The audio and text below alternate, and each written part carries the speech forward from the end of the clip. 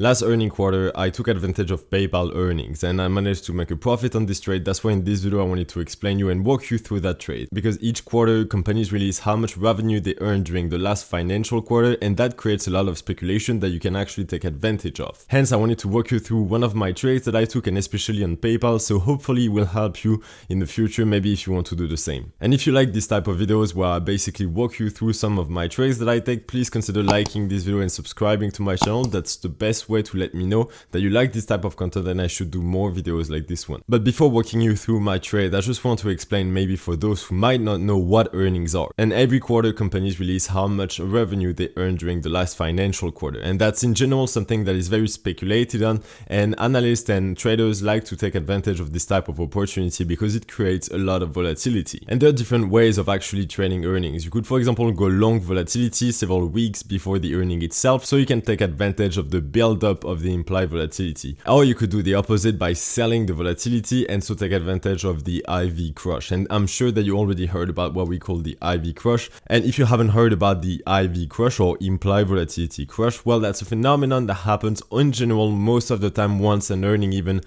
has actually happened. And that's personally my way of trading earning events, meaning that I'm gonna try to sell volatility just before the earning event and buy it back the next day at a lower price, hopefully. At least that's the goal. So let's jump into the computer to see how I actually traded PayPal earnings, so you can hopefully do the same in the future. So the first thing to understand here is that I've sold a short iron condor, and it's what we call a neutral strategy, meaning that you bet that the price is going to stay within a certain range, and that's something that is very cool to do, and I really much like doing it. So you see that when I sold that short iron condor, I received a credit of 67 cents, and you can see the strikes that I've actually taken. So the price was actually in the middle, and I've sold on my put side and my call side strikes in a way where I wanted the price to stay within a certain range. And something to notice here also is that you see that I sold the short iron condor on the 2nd of November and the expiration was on the 6th of November, meaning that I always try to go for the closest expiration because this is where the implied volatility is at its highest. And in my opinion, that's the best way of doing it if you sell, for example, an option in the closest expiration, because that's where the earning event is actually priced in. So that's where the implied volatility will be at its highest. So you see here that I've actually sold it at 8 p.m. and the US stock market was going to close at 9 p.m. It's because I'm actually located in Europe, so the stock market closes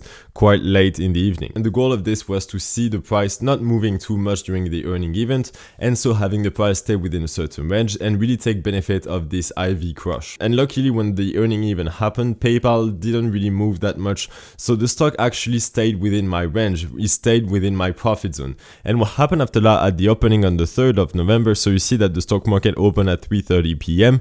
and directly I managed to close my trade for a 50% profit, and I basically paid 33 cents so as to buy back my iron condor, meaning that I sold the short iron condor and I received 67 cents, and I bought back that short iron condor the next day for 33 cents, meaning that I made a profit of 50% on that trade. And that's exactly the goal of this type of trade, meaning that I try to take advantage of the IV crush, and that's something that I try to do in general most of the time when I trade earnings. I don't necessarily do anything else when I try to take advantage of earning events. But what's the risk with this type of trade? Because if it was that easy, I guess that everyone would do it and everyone would be rich, but that's not the case. But the risk is actually that the price, instead of staying within a profit zone, is moving a lot because the earning event happens and goes into your loss zone, meaning it goes away from your profit zone and now you are actually having a loss. And that's really the risk with this type of trade. That's why, for example, for this trade in particular, I actually chose a short iron condor and not, for example, a short strangle, because I really wanted to have a defined risk trade in that particular case. And if I don't do a short iron condor, the other way I usually trade is by doing a short strangle. So that's another way of trading, and that's exactly the same thing in theory, meaning that you want the price to stay within a certain range.